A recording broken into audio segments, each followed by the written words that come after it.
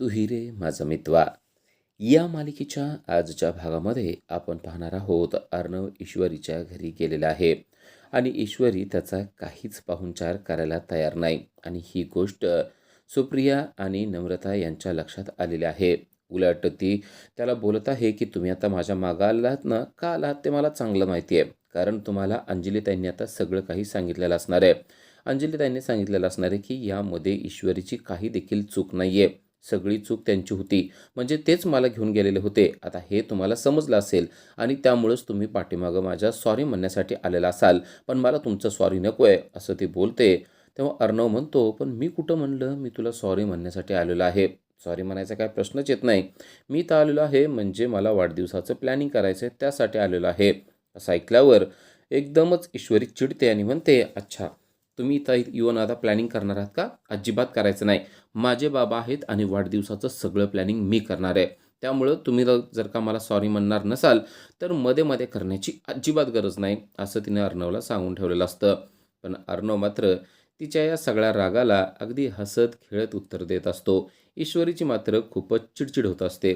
कारण तिला असं वाटत असतं, की एक तर आपल्याकडून काही चुकलेलं नव्हतं, तरी देखील आपल्यावर एवढा अर्णव रागवलेला आहे आणि आता सॉरी देखील म्हणायला तयार नाही.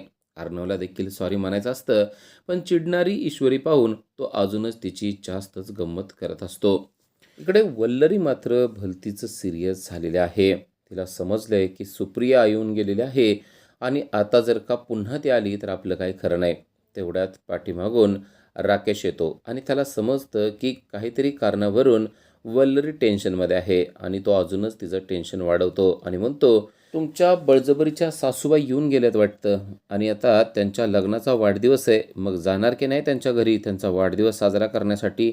तेव्हा वल्लरी चिडते आणि म्हणते, त्यांच्या घरी? माय फूट, मी असल्या मिडल क्लास लोकांच्या घरात पाणी देखील पित नाही आणि त्यांच्या घरी जाण्याची गरज काय मला?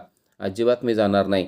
तेव्हा तो अजूनच खिजवण्यासाठी म्हणतो, हो, पण आजकाल ईश्वरीचं जे काही चाललंय ना, त्यावरून मला असं वाटायला लागलंय की ही सगळी इस्टेट प्रॉपर्टी एके दिवशी ईश्वरीने स्वतःच्या गळ्यात उतरवलं नाही म्हणजे झालं. तेव्हा वल्लरी चिडते आणि म्हणते, अजिबात नाही हां, असं अजिबात काही सुद्धा होणार नाही. मी जिवंत आहे तोपर्यंत असं काही होऊच देणार नाही. राकेश म्हणतो, हो, मला देखील वाटतं असं होऊ नये, पण जे दिसतंय ते सांगायला तर पाहिजे ना.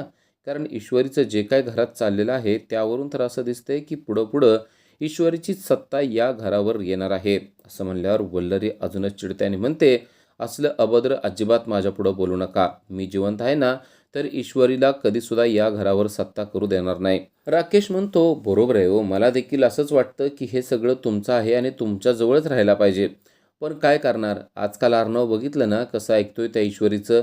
मग त्या वेडामध्ये सगळं जर का त्यांनी तिच्या नावावर करून टाकलं की झालं, आपण मोकळे झालो मग. नुसतं निघायचं आपण घरातून. वल्लरी म्हणते, हे बघा तुम्ही तुमचं काम करा आणि मला नाही ते सुचवू नका. ईश्वरीला कसं कंट्रोल करायचं ना ते मला चांगलं माहिती आहे आणि अर्णवचं काय करायचं ते देखील मला समजतंय. त्यामुळं तुम्ही मला सांगण्याची काही गरज नाही, असं ती त्याला म्हणते खरं. पण यावेळेस वल्लरी मात्र भलतीच टेन्शनमध्ये आलेली असते.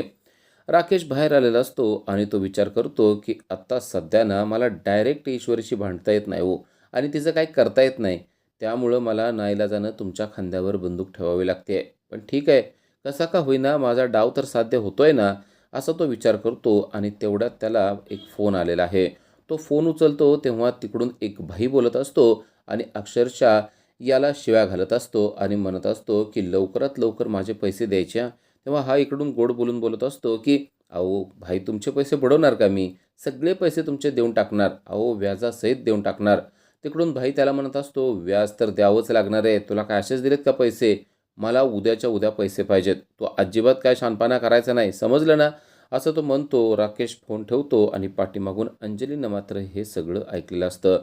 तिला समजतं की राकेशला कोणाचा तरी फोन आलेला आहे आणि पलीकडचा व्यक्ती पैसे मागत आहे आणि ती राकेशला हाक मारते आणि म्हणते, काय झालं हो?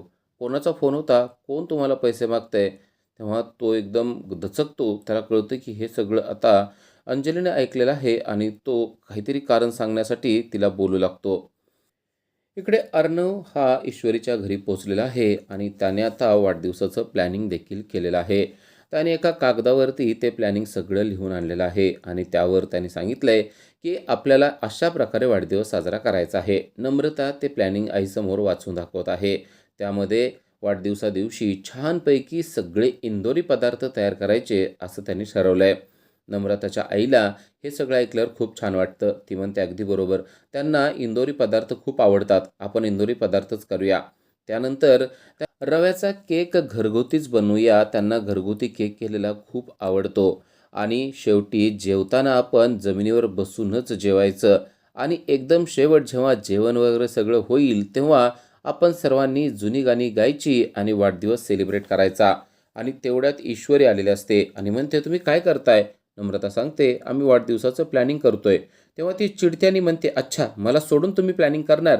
पण तुम्हाला माहिती आहे ना, बाबांच्या सगळ्या आवडीनिवडी फक्त मला माहिती आहेत. त्यामुळे तुम्ही प्लॅनिंग करूच शकणार नाही. नम्रता म्हणते, अगं पण प्लॅनिंग तर करून झालेलं आहे. अर्णव सरांनी सगळं प्लॅनिंग रेडी करून ठेवलेलं आहे. तेव्हा ईश्वरी म्हणते, अच्छा, त्यांना कळणार आहे का माझ्या बाबांना काय आवडतंय ते? माझ्या बाबांना काय आवडतं ना, ते फक्त मला कळतं. त्यामुळं त्यांचं सगळं प्लॅनिंग कॅन्सल करून टाक आणि मी जे बोलते ना, त्याच पद्धतीनं सगळं काही प्लॅनिंग झालं पाहिजे आणि त्याच पद्धतीनं वाढदिवस साजरा झाला पाहिजे. नम्रता म्हणते, ठीक आहे. मग तू सांग काय करायचं ते? आणि ईश्वरी म्हणते, हां, आता बघ, मी सांगते ना, अगदी त्याप्रमाणे तू लिहून घे. हे बघ, आपण आहे ना सगळे इंदोरी पदार्थ करायचे. तुला माहिती आहे ना, बाबांना इंदोरी पदार्थ आवडतात. आणि हो, आपण आहे ना केक विकत आणायचा नाही. घरच्या घरीच रव्याचा केक करायचा. त्यांना रव्याचा केक खूप आवडतो, ते मला माहिती आहे. रव्याचा केक खाल्ल्यानंतर मग आपण सर्वांनी जेवायला बसायचं आणि जेवायला बसताना देखील असं वर नाही बसायचं, तर छानपैकी जमिनीवर जेवायला बसायचं. आपल्याला आवडतं ना, अगदी तसं बसायचंय. आणि जेवण वगैरे झाल्यानंतर मग आईबाबांची आवडती जुनी गाणी आहेत ना, ती सगळी आपण गायची आणि त्यांना आनंद होईल अशा पद्धतीनं सेलिब्रेशन करायचं. असं सगळा प्लॅन माझा आहे, असं ती सांगते. तेव्हा नम्रता म्हणते, हा तुझा प्लॅन आहे का? ती म्हणते, हो, हा माझा प्लॅन आहे. नम्रता म्हणते, मग यांनी वेगळं काय केलेलं होतं? ईश्वरी म्हणते, म्हणजे तुला काय म्हणायचंय? त्यांनी असाच प्लॅन केलेला आहे का? नम्रता म्हणते, असाच नाही, अगदी सेम टू सेम हाच प्लॅन त्यांनी केलेला आहे. तू जसं सांगितलंय ना, अगदी तसं त्यांनी या अगोदरच आम्हाला सांगितलेलं आहे. ईश्वरी म्हणते, गप्पा, माझी चेष्टा करू नको. त्या अगं त्यांना काय कळणार आहे बाबांना काय आवडतं ते? बाबांना काय आवडतं, नाही आवडतं ना, ते सगळं मला माहिती आहे. त्यांना माहितीच असणार नाही. तेव्हा नम्रता म्हणते, ठीक आहे. अगोदर हे जरा वाच तरी तू. बघ बरं, अक्षर कोणाचं आहे, कोणी लिहिलेलं आहे?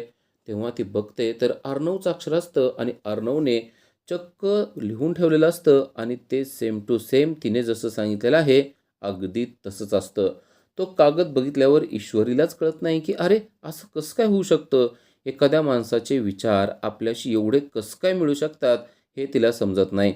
पण अर्णव आणि ईश्वरी यांचे एकमेकांशी मिळलेले विचार पाहून सुप्रिया आणि नम्रता यांना मात्र खूप चांगलं वाटत असतं. कारण या दोघांचे विचार किती सारखे आहेत, म्हणजेच हे दोघं एकमेकावर किती जीवापाड प्रेम करतायत. हे दोघेही कसं एकमेकासारखा आणि एकमेकाला आवडेल असा विचार करतायत, ही गोष्ट मात्र त्या विचारातून त्यांना स्पष्टपणे दिसलेली असते. आता ईश्वरीला देखील अर्णवचं हे सगळं बोलणं आवडलेलं असतं, प्लॅनिंग देखील आवडलेलं असतं, पण ती सध्या रागात असते, त्यामुळे ते मान्य करायला अजिबात तयार नाही. अर्णव तिच्या चेहऱ्याकडे पाहतो आणि ईश्वरी म्हणते, हां, मग ठीक आहे. जर का हे असं प्लॅनिंग असेल, तर मग मला काहीच प्रॉब्लेम नाही आहे. पण हे प्लॅनिंग माझ्यासारखं आहे ना, म्हणून मी काय म्हणलेलं नाही आहे. असं म्हणून स्वतःचा राग मात्र ती थोडासा विसरून जाऊन अर्णवचं म्हणणं तिनं मान्य केलेलं असतं. इकडे अंजलीला समजलेलं आहे, की राकेश कोणत्यातरी संकटात आहे आणि राकेश आता वढून चढून गोष्टी सांगतोय. कारण त्याला आता तिच्याकडून पैसे उकळायचे आहेत आणि तो सांगतोय, की हां, मला आहे पैशाची गरज. तेव्हा ती म्हणते, अहो, मग असं असेल तर अर्णवला सांगा ना, अर्णव तुम्हाला लगेच पैसे देईल. तेव्हा तो घाबरतो आणि म्हणतो, नको नको, अगं, अर्णवकडून नको पैसे. कारण कसं आहे ना, सारखी त्याच्याकडून पैसे घ्यायचं मला नाही आवडत. म्हणजे मी पैसे मागितल्यावर तू देईलच, पण मला नाही वाटत की मी त्याला पैसे मागितले पाहिजेत. ती म्हणते, पण झालंय काय मला समजेल का? तेव्हा राकेश सांगतो, अगं, मी एका मजुराची केस हातात घेतली होती आणि नेमकं त्यावेळेस त्याची बायको प्रेग्नंट होती आणि तिची डिलिव्हरी देखील झाली आणि तिला मी ॲडमिट केलेलं होतं. आता त्या हॉस्पिटलचे लोक 5 लाख रुपये मागतायत. बिचाऱ्या त्या मजुराकडं एवढी रक्कम देखील नाही. त्यामुळं मी ठरवलं की त्याला मदत करायची, म्हणून मी माझ्या एका मित्राकडून ते पैसे घेतले आणि त्या हॉस्पिटलमध्ये देऊन टाकले. पण आता तो मित्र सारखा फोन करतोय आणि मला पैसे पाहिजेत असं म्हणत आहे. तेव्हा अंजली त्याला म्हणते, अहो, मग तेच मी सांगते ना, तुम्ही जर का अर्णवला हे कारण सांगितलं तर तो तुम्हाला पैसे देऊन टाकेल. पण राकेश म्हणतो, "नको, मला त्याच्याकडून पैसे नको आहेत. बघूया मी करेल काहीतरी." असं म्हणून तो स्वतः किती स्वाभिमानी आहे असं दाखवण्याचा प्रयत्न करतो. तेव्हा अंजली म्हणते, "ठीक आहे, हे बघा मी आता माझी एफ-डी मोडते आणि तुम्हाला 5 लाख रुपये देते." हे राकेशचं चाललेलं सगळं कांड मामाने मात्र व्यवस्थितपणे ऐकलेलं असतं. त्याला कळलेलं असतं की राकेश हा अंजलीकडून पैसे उकळतोय. अंजलीला मात्र राकेशचं हे सगळं बोलणं अगदी खरं वाटत असतं आणि ती लगेच बसते आणि स्वतःची एफ-डी मोडून त्याला सांगते की आत्ताच्या आत्ता तुमच्या अकाउंटवर 5 लाख रुपये ट्रान्सफर करते. इकडे सर्वजण आता जेवायला बसणार असतात आणि अर्णव देखील येत असतो. अर्णव बाबांशी बोलत बसलेला असतो. हे ऐकल्यावर ईश्वरीला मोठं आश्चर्यच वाटतं. ईश्वरी म्हणते, "अगं अर्णव सर काय बोलणार आहेत बाबांशी? एकतर बाबा जास्त आपले काय बोलत नाहीत, फक्त इशारे करतात. पण अर्णव सरांना त्यांचे इशारे समजणार आहेत का? आणि बाबांना तरी त्यांचं बोलणं समजणार आहे का? विनाकारण कशाला ते बाबांना त्रास देत आहेत?" असं म्हणते. तेव्हा आई म्हणते, "काही काय बोलतेस? ते बाबांना त्रास देत नाहीत. किती वेळ झालं ते बाबांशी बोलतायत माहिती आहे आणि त्यांच्यामुळेच बाबांनी 2 घास आज जास्त खाल्लेले आहेत." हे ऐकल्यावर ईश्वरीला मोठा धक्काच बसतो आणि नम्रता देखील म्हणते की बरोबर आहे. अर्णव सर आल्यापासून बाबा किती खुश आहेत ना, मी त्यांच्या चेहऱ्यावर बघितलेलं आहे. तेवढ्यात अर्णव देखील आलेला असतो आणि अर्णव सांगतो की बाबांशी ना आज खूप छान गप्पा मारल्या. मला खूप बरं वाटलं. तेव्हा ईश्वरी म्हणते, "म्हणजे तुम्ही बाबांशी गप्पा मारल्या? अहो पण तुमचे इशारे त्यांना समजणार आहेत का? आणि त्यांचे तरी इशारे तुम्हाला समजणार आहेत का?" तेव्हा अर्णव म्हणतो, "म्हणजे तुम्हाला आठवतंय का? तुम्ही केलेले सगळे इशारे मला समजतात असं या अगोदर मी सांगितलेलं होतं." आणि ईश्वरीला ती गोष्ट आठवते आणि तिला समजतं की अर्णवला या गोष्टीतलं खूप चांगलं ज्ञान आहे. बाबांचं बोलणं त्याला नक्की समजलेलं असणार आहे. खरं तर ईश्वरीला या गोष्टी खूप छान वाटत असतात. अर्णव आपल्या घरी आलेला आहे. आपल्या आईची, बहिणीची तर तो काळजी करतोच, पण आपल्या वडिलांची देखील तो काळजी करतोय. पण सध्या तिला ती गोष्ट मान्य करायची नाही. "बरं, ठीक आहे. समजत असतील तर मला काय करायचंय? चला जेवायला बसूया," असं ती म्हणते. तेव्हा आई तिला म्हणते की "अगं त्यांच्या पाटाभोवती तू रांगोळी तरी काढ." ईश्वरी म्हणते, "काय गरज आहे त्याची? असं काय नसतंय हां." तेव्हा आई चिडते आणि म्हणते, "ईश्वरी असं करू नकोस हां. ते माहेरी आलेले आहेत ना, ते तुझ्या माहेरी आलेले आहेत ना, मग त्यांची काळजी कोणी करायला पाहिजे? त्यांना हवं नको ते कोणी बघायला पाहिजे? तूच बघणं गरजेचं आहे ना." अर्णवला हे मात्र खूप आवडत असतं. कारण ईश्वरीची आई ईश्वरीला खवळते आणि ते पण आपल्यासाठी, आपल्या पुढं मागं करण्यासाठी खवळते. म्हणून तो म्हणतो, "हेच तर मी म्हणतोय. अहो आमच्या घरी असल्यावर तर मी काळजी करतोयच. आता हिच्या घरी आलोय तर हिला काळजी करायची नाही." ईश्वरी म्हणते, "अच्छा, म्हणजे तुम्ही तिकडं माझी काळजी करता, मी तुमची काळजी करत नाही आणि इथं काय होतंय?" तो म्हणतो, "अहो मग इथं तुम्हाला काळजी करा म्हणतोय तर तुम्ही करतच नाही आहेत." तेव्हा आई म्हणते, "ईश्वरी असं करायचं नाही हां. हे बघ ते आपल्या इथले जावई आहेत ना, मग त्यांचा सगळा मान सन्मान त्यांना देणं गरजेचं आहे. त्यामुळं त्यांच्या पाठाभोवती लगेच रांगोळी काढणं गरजेचं आहे आणि त्यांना असं व्यवस्थितपणे जेवायला बसायला देणं गरजेचं आहे." आता अर्णव आणि ईश्वरी जेवायला बसलेले असतात. ईश्वरी त्याच्याकडे खूप रागानं बघत असते. अर्णव मात्र म्हणतो, "आम्ही दोघंच नाही बसणार हां, आपण सगळ्यांनीच एकत्र जेवायला बसायचंय." इकडे मामा मात्र चिंतातूर झालेला आहे. कारण वल्लरीचं वागणं त्याला अजिबात पटलेलं नाही आणि तिकडे राकेश पण पैसे उकळतोय या गोष्टीमुळे त्याला टेन्शन आलेलं आहे. या राकेशचं काय चाललंय ते त्याला कळत नाहीये. पण वल्लरी देखील आजकाल असं का वागते त्याला समजत नाही. सुप्रिया आली की ती लपून बसते. सुप्रिया आली की तिच्या समोर देखील येत नाही. तेवढ्यात वल्लरी तेथे पोहोचलेली असते आणि मामा तिला म्हणतो की तुझं काय चाललंय ना ते तुला वाटत असेल की कोणालाच समजत नाही, पण ते सर्वांना समजतंय. सुप्रिया आल्यावर तू का बोलत नाहीस तिच्याशी? वल्लरी म्हणते, "तो माझा प्रश्न आहे." तेव्हा मामा म्हणतो, "तुझे काय प्रश्न आहेत ना ते सगळे एके दिवशी मिटवून टाकील.